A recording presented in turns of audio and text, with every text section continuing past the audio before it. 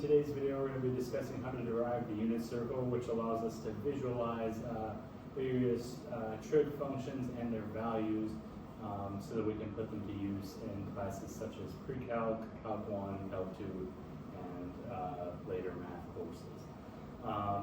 In Algebra 2, you probably were introduced to this topic with some of the basic trig identities such as sine, cosine, tangent, and how to find their values. So the idea behind the unit circle is to broaden this and make it into a more usable concept. So to start off, we have the basic functions, so sine x, cos x, and tan x. So in Algebra 2, you were likely given the two special triangles of how to derive different values of these trig functions. We'll draw one like this, and the other one like that. And these are the two special triangles to get most of our trig values from. So for the one on the right, we're going to do length 1, length square root of 2. And inside of here, we're going to have 45 degrees, 45 degrees, and then that's 90 down in the corner there. So this is called the 45, 90 triangle. And I'll just label that up top here. So 45, 90. And then this one here, this is going to be the 30, 60, 90. So 30, 60, 90. And the values, the lengths for this one is going to be 1, radical 3, and 2. So from here we can begin to evaluate what some of these trig values are. So if we have sine, we have 3 different possibilities. It could be sine of 30, sine of 45, and sine of 60. Same thing with cosine, same thing with tangent. So we'll start there and just construct a small chart. Now, from geometry, you learned how to compute different angle values and things like that. So we know sine is opposite over hypotenuse. So if we're looking sine of 30, we're going to look in the triangle, the 30, 60, 90 triangle. So this one right here. And so sine of 30, we're going to be focusing right here to start, where the 30 is. It'll be opposite over hypotenuse. So opposite is 1 over hypotenuse is 2. So that's going to be 1/2. For sine of 45, we're going to go look at this triangle right here.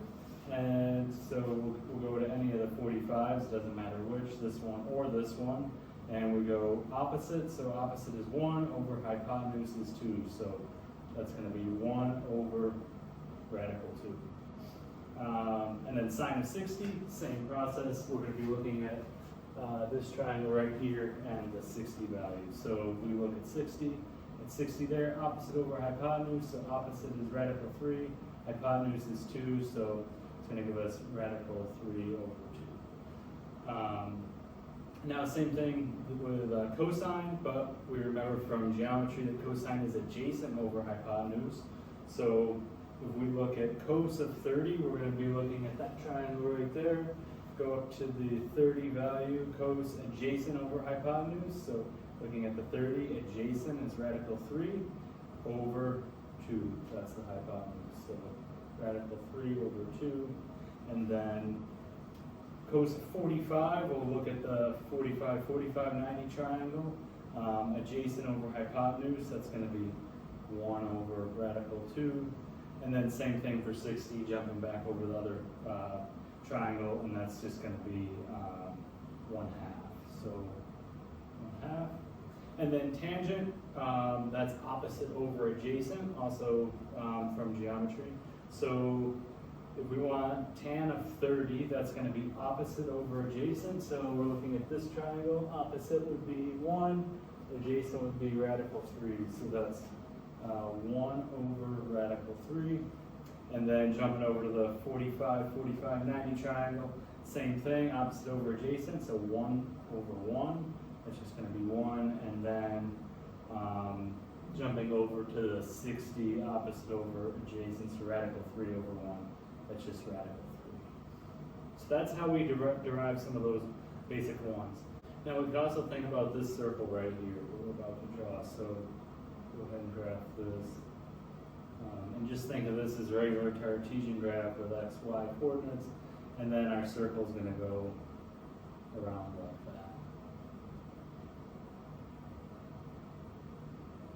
Okay, so a typical graph, you would think, okay, that's going to be 1, 0, 0, 1, negative 1, 0, 0, negative 1. And that's how we're going to label this. So 1, 0, 0, 1, negative 1, 0, and then 0, negative 1. And that's just think about this as a big grid, and this was laid over top of it. That's how we're getting those values. Now, another concept we need to know is A, S, T, C. What that means is when we're in that's all the trig values are positive, only sine is positive, only tan is positive, only cos is positive. So it depends on which quadrant you're in, and that's going to be important later on when we construct the unit circle. So this here is just mainly to get a few different ideas out, and then we're going to pull all these together to develop the unit circle. So another thing we need to know is that x comma y, so just the coordinates x comma y equals cosine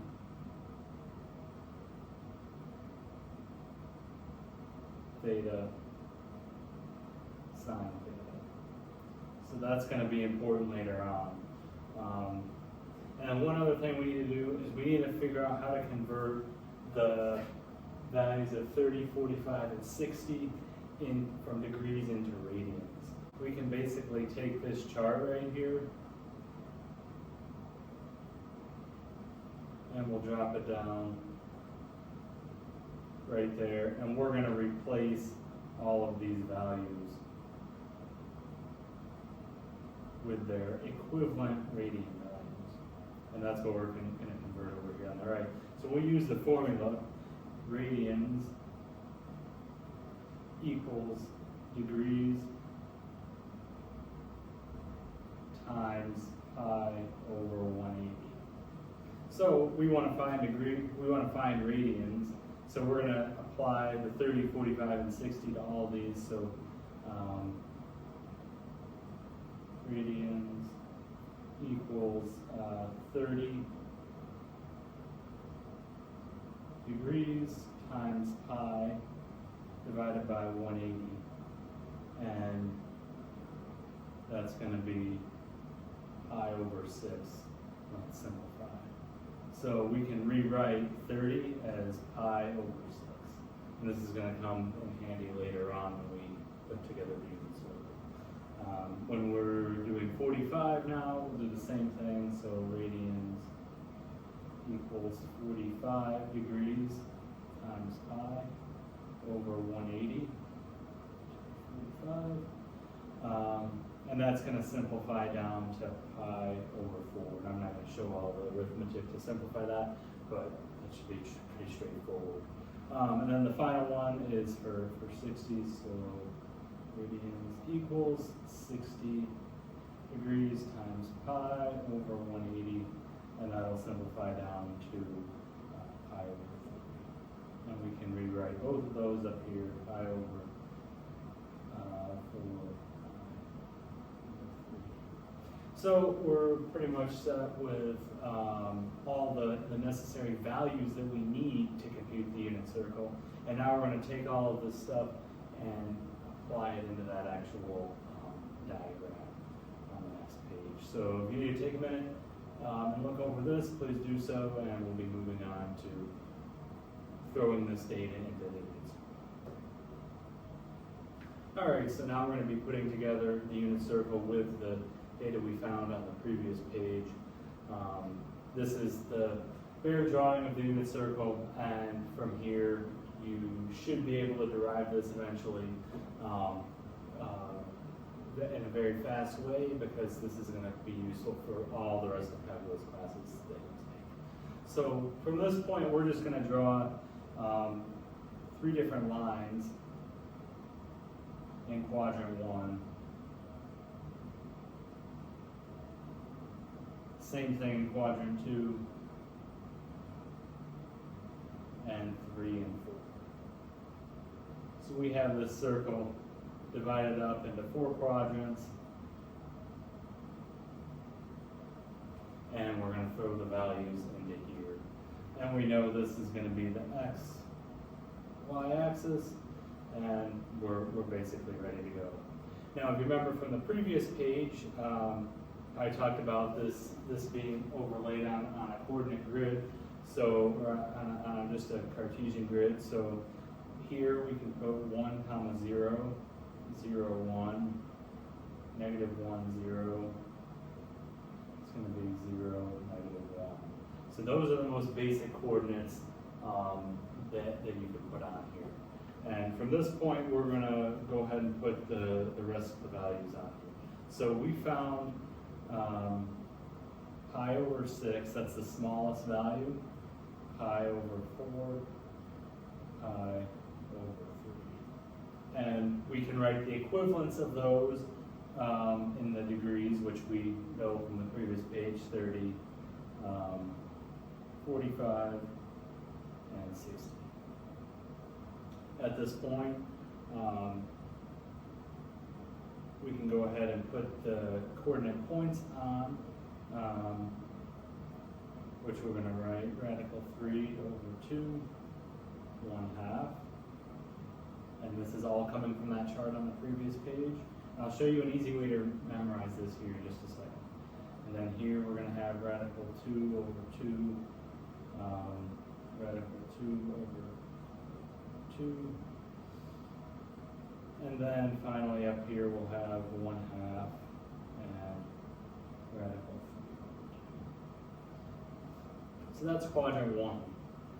Now remember also from that circle drawn on the previous page, we said A, S, T, C. Therefore, no matter what function you're working with in quadrant 1, everything's going to be positive. So that's an easy place to start. Now, an easy way to remember how to derive this is the count 1, 2, 3 method. So you notice here we go 1, 2, 3, and then 1, 2, 3 in the numerator. 1, 2, 3, 1, 2, 3. And then what you do is you just add the radical to everything except 1.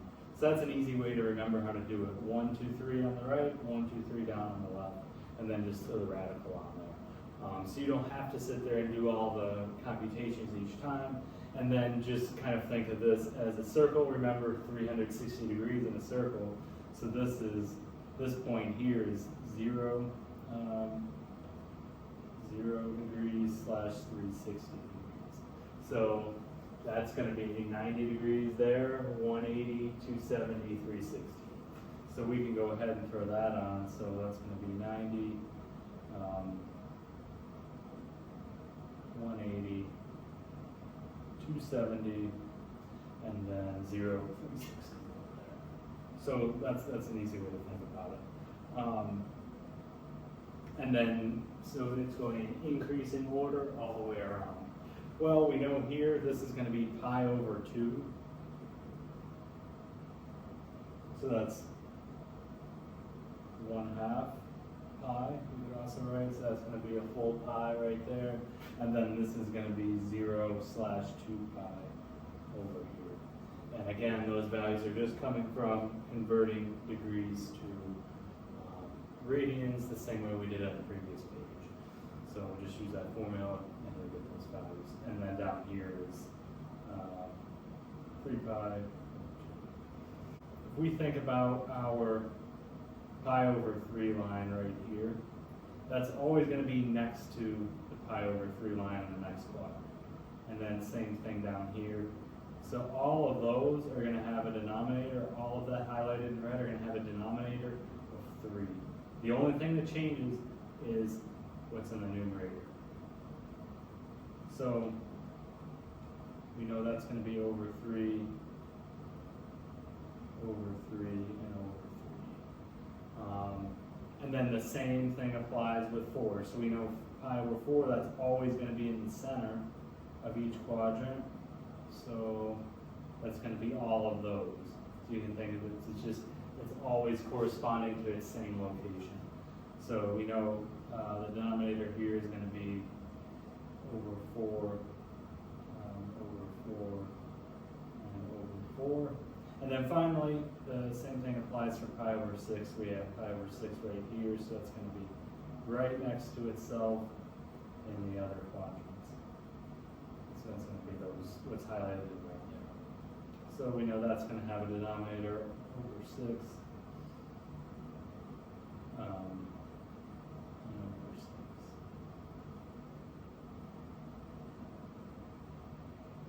Okay, now we just got to add the numerator on here, and then we're basically done filling in the inside.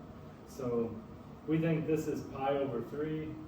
Well, what's the next possible value you could have? Well, that would be 2 pi over 3. So we just make that 2 pi over 3. Same thing with pi over 4. What's the next value you could have? 2 pi over 4. Okay, well, 2 pi over 4, that would put us right here. We know 2 over 4, that equals pi over 2. So we skip that. So then the value after that is 3 pi over 4. So same thing for pi over 6. What's the next thing you'd have is 2 pi over 6. Well, that would just put you at pi over 4. 3 pi over 6 would put you at pi over 2. 4 pi over 6 would put you here. So that means we're going to go to 5 pi over 6. And that's going to go right there. So that's going to be 5 pi over 6. And then we keep doing the same process all the way around. So down here we're going to have 7 pi over 6. That's going to be 5 pi over 4. And then 4 pi over 3. And then we just keep going the rest of the way. So that's 5 pi over 3, 7 pi over 4, and 11 pi over 6. And then using the formula that we talked about on the previous page to add the degree values to this. So that's going to be 120, 135, and then 150. And you could also look at, if say you don't want to have to memorize that formula, you could look at the values, or how often that's increasing, the increments from 30 to 45, 40 to 60, or 45 to 60, and so on. And then you can just add those increments at 15 degrees over here. So 135 plus the 15 puts you at 150, and so on. So, and then right here, your difference is 30 degrees.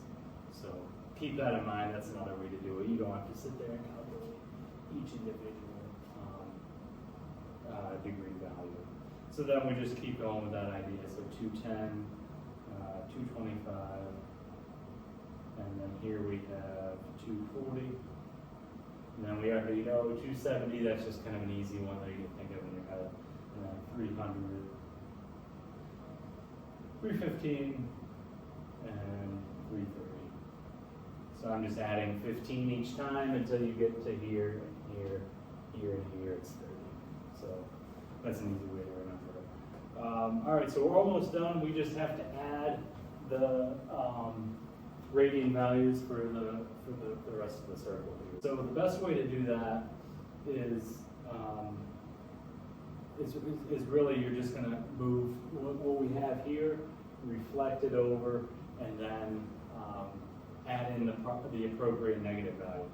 So keep in mind ASTC. So over in quadrant 2, where the S is, we know that sine is positive. That means cosine is going to be negative. Remember, I'll just write this up here at the top. So xy equals cosine theta sine theta.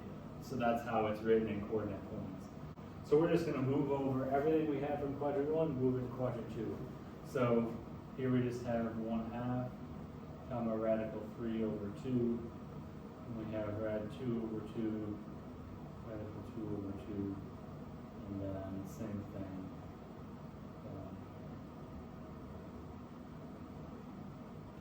So if you notice, all we did is just move this point over to here, that over to there, and this over to here. That's all we did. Now, the only difference between what's written in quadrant 1 and quadrant 2 is the negative. So we know that only sine is positive in quadrant 2, so that means cosine is going to be negative. So that means we're going to throw in a negative value for negative 1/2, negative radical 2 over 2, negative radical 3 over 3. That's the only difference between here and here. So if you just remember that only sine is positive, then you'll throw in the negative on the cosine. So down here, same thing, only tangent is positive. Well, what do we know is that a negative number divided by a negative number is a positive number. So we don't have tangent in our coordinate points there. All we have is cosine and sine. But if cosine is negative and sine is negative, then tangent is positive, because tangent is sine divided by cosine. So we go down here, we're going to add a negative to both coordinate points. So we have radical 3 over 2, 1/2, and then radical 2 over 2, radical 2 over 2, and then 1/2. And then we're just throwing a negative on all of these here because tangent is positive. And there's your points. Now we'll do the same thing for cosine. We go over the cosine section. That means only cos is positive. So we're going to make sine negative. You know, it's cosine comma sine, and written in parentheses. So we'll just copy our coordinates over. We're just moving the coordinates. The ones that correspond with the like denominators, we just move them to the exact same spot around the circles. We have 1/2 radical 3 over 2, and then we have radical 2 over 2, radical 2 over 2, and then radical 3 over 2, 1/2, and then we know cos is positive, so that must mean sine is negative. So we just throw a negative value on the sine right there. So there's our points, and then we know xy equals cosine comma sine, and I'll put another identity up here that you'll need to know, which is tangent of theta equals sine theta over cos. So those are just some good properties to note in terms of understanding why tangent is positive here. That is the complete unit circle. We have found all our points, we have our gradient values and degree values, and we understand which trig function is going to be positive and negative depending on what quadrant you are in. So this is very useful for the rest of calculus and determining different trig values, and it's something you should be able to refer to. Again, using the count 1, 2, 3 method in quadrant 1, if you're able to derive quadrant 1, the rest falls into place from there, and that's the easiest way to do this. So with that, our topic for today is